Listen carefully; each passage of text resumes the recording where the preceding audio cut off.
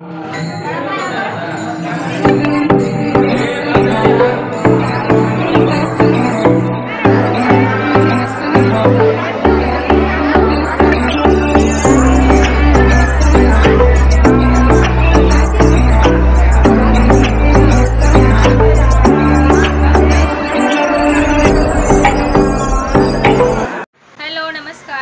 ब्लॉगमध्ये तुमच्या सर्वांचं मनापासून स्वागत आहे। तर आज आहे श्री रामनवमी।